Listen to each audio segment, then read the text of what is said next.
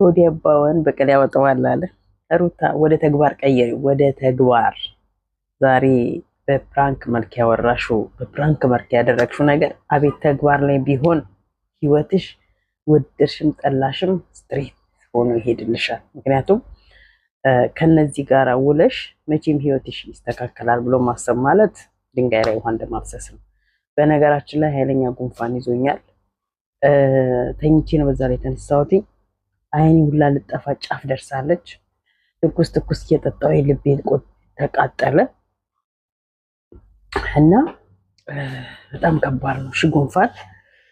ጉንፋን ከየት እንደመጣ እናቅም። አሁን ደግሞ በጣም ብዙ ቦታ ላይ ኢቨን ህጻናቶች ጨምሮላ ጉንፋን እየተያዙ ነው። እና እንግዲህ እግዚአብሔር ይማረን ነው የሚባለው። እግዚአብሔር ይማራችሁ የተያዛችሁ።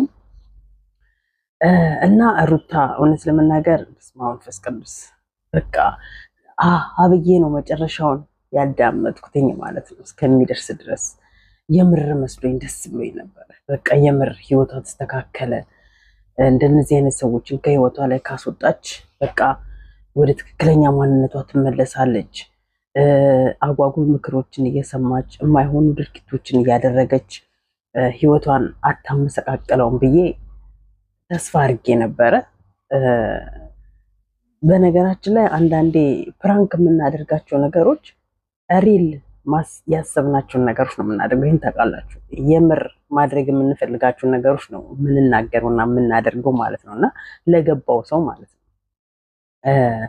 ፕራንክ ነው ብላችሁ ብትሸውዱም ካሜራ ደቀናችሁ ምንም ብላችሁ የፈለጋችሁትን ከተናገራችሁ የፈለጋችሁትን ካደረጋችሁ በኋላ ላይ የዛን ሰው ልብ ከሰበራችሁ በኋላ የዛን ሰው ልብ ካዳመጣችሁ በኋላ የዛን ሰው ማንነት ከተረዳችሁ በኋላ ፕራንክ ነው፣ እግዚአብሔርን ፕራንክ ነው፣ ማርያምን ፕራንክ ነው፣ ይቅርታ ይቅር በሉ ምናምን ብትባባሉ አይዶን ነው።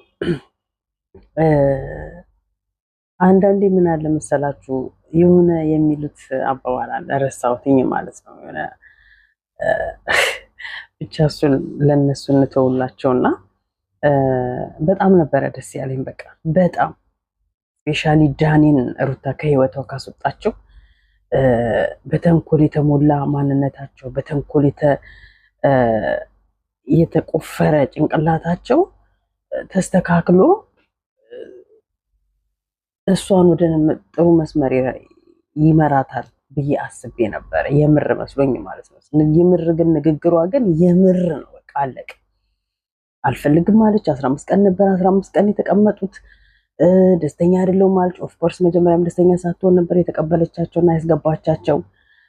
ኦፍኮርስ እነሱ ከገቡ በኋላ ላይ ህይወቷ ተመሰቃቀለ እንጂ ህይወቷ አልተስተካከለም።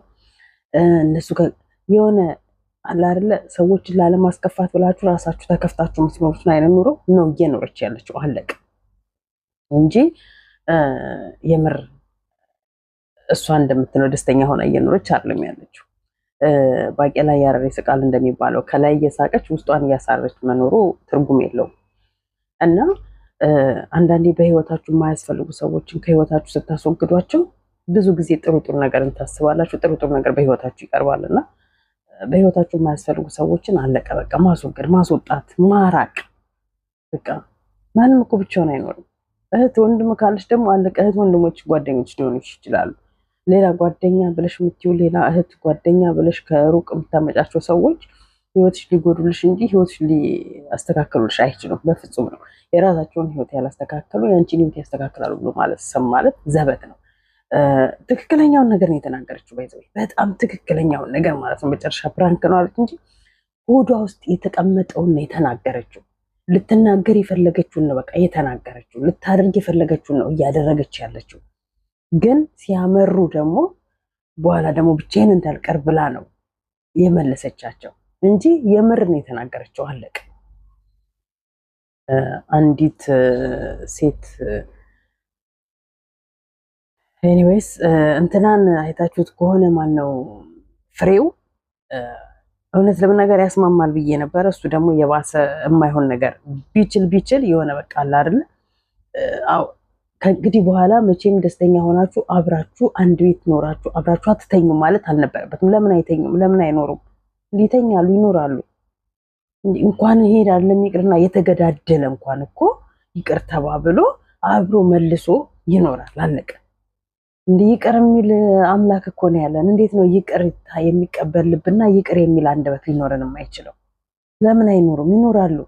ይሄ እኮ ኖርማል እኮ ነው። ብዙዎች እኮ ሚዲያ ላይ ተሰጥቶባቸው እኮ ከዛ በኋላ ወደ ራሳቸው ተመልሰው ምንም የሆኑት ነገር የለም። አለቀ። ይፈታል፣ ህይወቱን ይፈታል። እና ሁልጊዜ እኔ እንደ እንትን የማቀርባቸው ገነት ንጋቱን ነው ሁልጊዜ ማለት ነው። ከ14 ዓመት በኋላ የአራት ልጆቿን አባት በፍጹም ከአንዴም ሁለቴ ሶስቴ ሴፉ ላይ ቀርበው እኮ በፍጹም ነው ተመልሰን አንድ አንሆንም የማያስማማን ነገር ስላለ ነው ብለው ከዛ በኋላ ደግሞ እንደ አዲስ ተሞሽረው ደስ የሚል ያማረ ህይወት እየኖሩ ነው ያሉት። አለቀ። ልጆቻቸው ጎርምሰው ልጆቻቸው አድገው ልጆቻቸው አስማምተዋቸው አብረው አንድ እናት አንድ አባት በአንድ ቤት ውስጥ እያኖሯቸው ነው። በርቀትም ላይ ሆነው የእናትና የአባት ፍቅርን አላጡም ነበር። አባታቸውም የአባትነትን ፍቅር በርቀት ላይ ሆኖ እየሰጣቸው ነበር።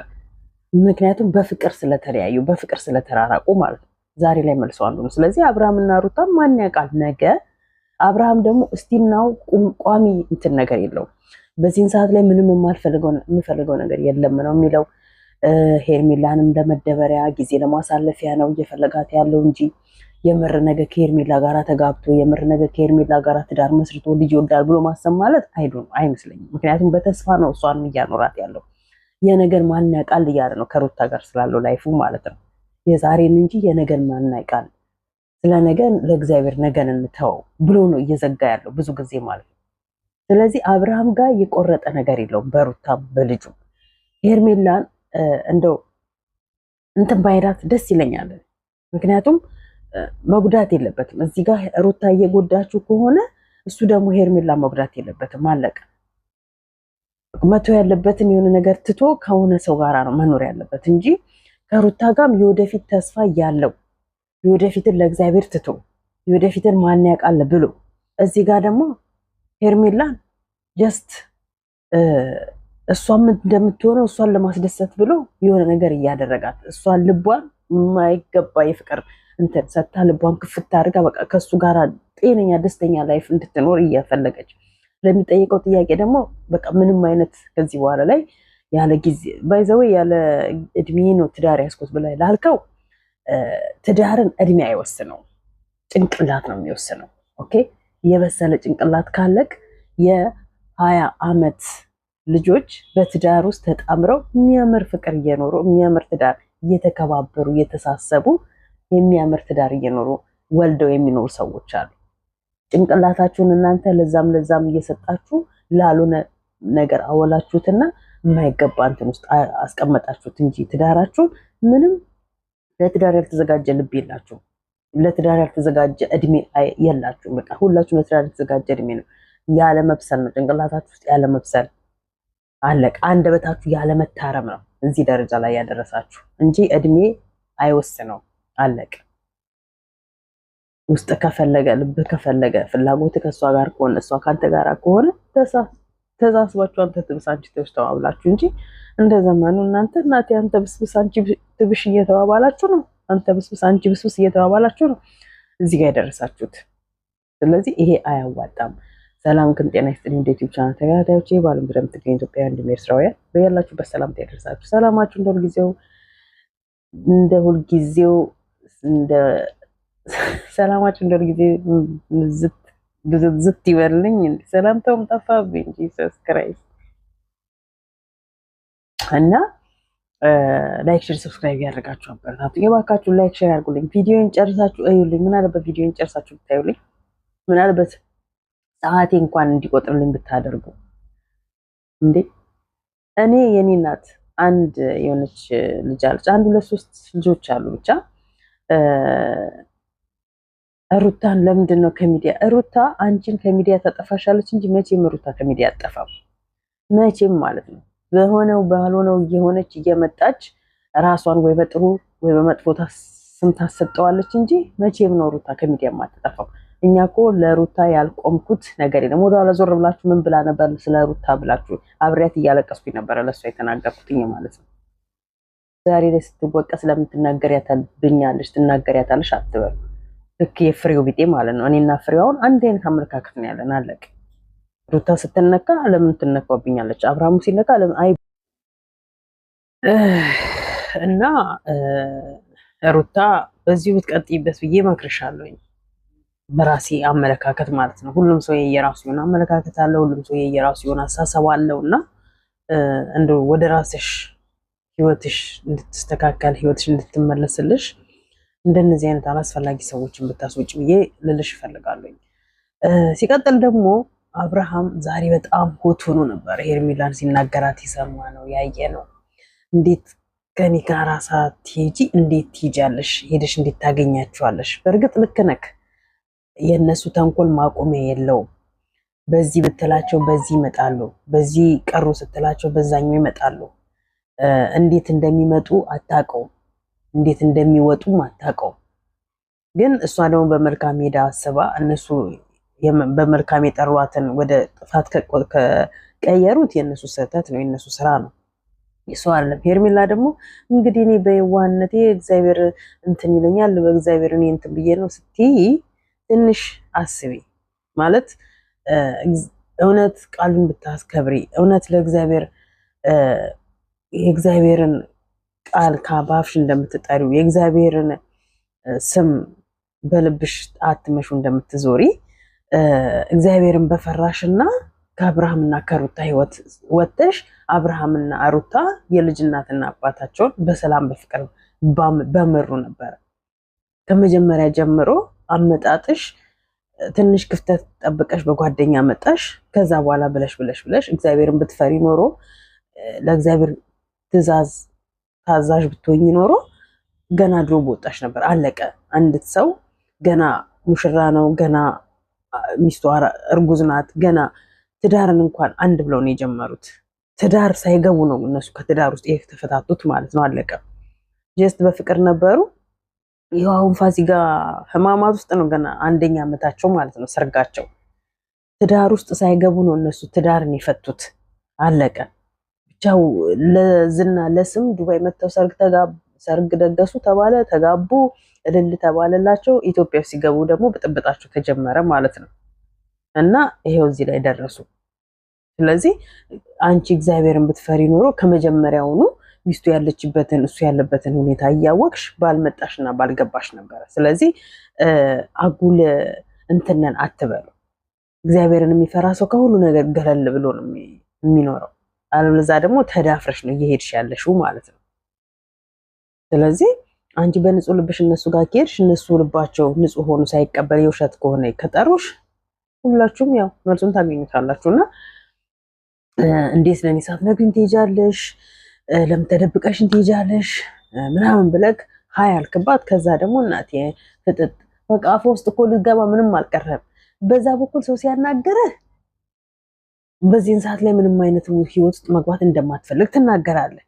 በዚህ በኩል እሷ ስትመጣ ለእሷ ልብክ አፍክ አብሮ ነው አንድ ላይ የሚንጠለጠለው። አብርሃም ግን ዋጋ ትከፍላለህ። እውነት ለመናገር በጣም ዋጋ ትከፍላለህ ማለት ነው። እንደው ወይ መሄድ እስካለብህ ድረስ ትሄዳለህ፣ ወይ መቆም ካለብህ ትቆማለህ። አለበለዚያ ግን ከዛችኛዋም ጋር የሆነ ሪሌሽን ጀምረክ መሀል ላይ ብታቋርጠው ከዚችኛዋ ጋር የወደፊት ተስፋ አለኝ ወደፊት ማን ያውቃል እያልክ በራስህ ላይ ቁማር ባትጫወት ራስህን ባትሸውደው ነው ልጄ ብዬ ልልክ የምፈልገው ማለት ነው። እና የማይመስል ነገር አትሸዋወዱ፣ ራሳችሁን አትሸውዱ። ባይዘው ራሳችሁን ነው የምትሸውዱት። ማርክና ቤዚ ትላንትና ባይዘው ኃይለኛ እንትን ማርክ አንዳንዴ ማለት በእርግጥ ያለፈ ታሪክን አለመናገሯ ጥፋት ሊኖር ይችል ይሆናል፣ አይጠቅምም ብላ መቆም አልነበረባትም። ግን ደግሞ አሁንም አብረሽ እያወራሽ ነው፣ አሁንም ከሱ ጋር ነሽ ምናምን አይነት ነገር ብለህ ባትጋተት እንዴ እናንተ ምን ቆም ብላችሁ አታስቡም እንዴ? ላለፈ ታሪክ በቃ ላለፈ ነው አለቀ። ይሄ ሰው መጥቶ ዛሬ ህይወታችሁን ከበጠበጣችሁ ክፍት አድርገህ ለሱ ይህን ያህል መጋተት ነበረብህ? ዛሬ እናትህን ይዛለህ መጣች። ኦኬ መቼም እናት ፊት መቼም እምቢ አትልም ይመስለኛል። ቋሚ ልብ ይኖራችሁ። በነገራችን ላይ ኤፍሬም የህያብ ደግሞ እንትን ማስጠንቀቂያ ደብዳቤ ሲገባለት የፖሊስ እየያል እኔ ላንቺ ብዬ ነው፣ እኔን አትረጅኝም፣ እኔ ያለሁበትን ማንግባ አለ። እጅህን እንዲጎትታ አላስገባች መቼም ያቺ ሴት ወይ ልብህን ጎትታ። ምን ነው አልተማርንም መሀይም ነን አላችሁ በገዛ እጃችሁ ማለት ነው። ምንም ማናቅም ደደቦች ነን አላችሁ። ለነገሩ የድድብናችሁን ጥግ እኮ እያየ ነው ያለን። እዚህ ጋር ህይወት ጀምራችሁ ምንም ባላሰባችሁት ነገር ከህይወቴ ውጭልኝ፣ ዳግም ወደ ህይወትሽ አልመጣም፣ ባልታሰበ ነገር ለሴቶቹ ዱብዳ ታስቀምጣላችሁ። ከዛ እዚህ ጋር ደግሞ ውላችሁ እንኳን ሳታድሩ ሌላ ሴት ትቀበላላችሁ። ይሄ የድድብና ጥግ ነው። ያለመማር ያለማስተዋል ነው። ብትማሩ ብታስተውሉ ኖሮ ይሄንን ባላደረጋችሁ ነበር። አለቀ። ፍቅርንና ህይወትን ቅልል ያደረጋችሁ ሰዎች ማለት ነው። ሀይሚና ብሩኬ ደግሞ ዛሬ ጥፍት ጥፍት ጥፍት ብለዋል። ትላንትና እንዴት ነው አንተ ወሰድከው እንዴ? ምን ነው ዛሬ ጠፋችሁ? መቼም እርግጠኛ ነኝ አንድ ላይ አቅፈህ ተኝተህ እጅንና እግርን አቅፈህ ተኝተህ ታድራለህ ማለት የሚቻል አይመስለኝም። ወይስ ሀይሚ በሌሊት ጠፋች? ዛሬ ምን ነው አልመጣችሁም? ወሰድከው እንዴ? ዋናውን አስረከበች? ናፍቃችሁናል። በነገራችን ላይ ጠለፋ እንዳንተ ከሆነ ይዞ ጥልፍ ነው ብላለች አንዷ። ተጠላለፉ። ግን ዛሬ ተጠላልፋችሁ ነገ የምትካካዱ እንዳትሆኑ። ያው አዲስ ነገር አለ ብሎ ሊላት የሚችለው ቤቷን እንግዲህ ሰርፕራይዝ አድርጎ የቤት እቃውን ፉል አድርጎ እዛ ፉል ባደረገው በትልቁ ቤቷ ላይ እቃውን ካሟላ በኋላ እዛ ላይ ቀለበት ገዝቶ ደግሞ ታገቢኛለሽ ብሎ ተንበርክኮ ሊያደርግላ ነው። አዲስ ነገር ነው። ይሄን ነው የምጠብቀው ከነሱ። ሌላ ምንም አዲስ ነገር የምጠብቀው ነገር የለኝም። አለቀ። እና ጽጉ ደግሞ ጥፍት ብለሻል። የመስቀሉ ፋቱኝብን እስኪ ብቅ ጥልቅ አትበይብን። አንቺ ሚዲያው ላይ ከሌለሽ ሚዲያው ሚዲያ አይመስለንም። በቃ በአንዱ ስንናደድ በአንቺ ፈታ ዘና ስንል ነው እና እዚህ ያለ ነው። ፈታ ዘናሽ ይናፍቀናል። አትጥፊብን። የአበሻ ቀሚስ ለብሰሽ ጂም ቤት የገባሽ ጀግና እኮ ነሽ አንቺ እናቴ። ምንም ያልበገረሽ የግንብ አጥር እኮ ዘለሽ የገባሽ አደገኛ ጋንግስተር እኮ ነሽ አንቺ። እና አንቺን አለመናፈቅ እኮ ነው የሚገርመው። ለማንኛውም እዚህ ላይ ያበቃለሁኝ። እንግዲህ ያልተነፈስኳቸው ያልተናገርኳቸው ሰዎች ካሉ እናንተ ጨምሩበት፣ በኮመንታችሁ አሳውቁኝ። ላይክ፣ ሼር፣ ሰብስክራይብ እያደረጋችሁ ግን አበረታቱኝ ነው የምላችሁ። ይሄን ነው የምለው እና እንግዲህ እግዚአብሔር ይማረኝ፣ አሜን። እግዚአብሔር ይማርሽ ብላችሁኛል። እግዚአብሔር ይማረኝ፣ አሜን። ግን እንዳይዛችሁ ጉንፋን ተጠንቀቁ እሺ። እና ለማንኛውም ወዳችኋለሁ። ሰላም ሁኑልኝ።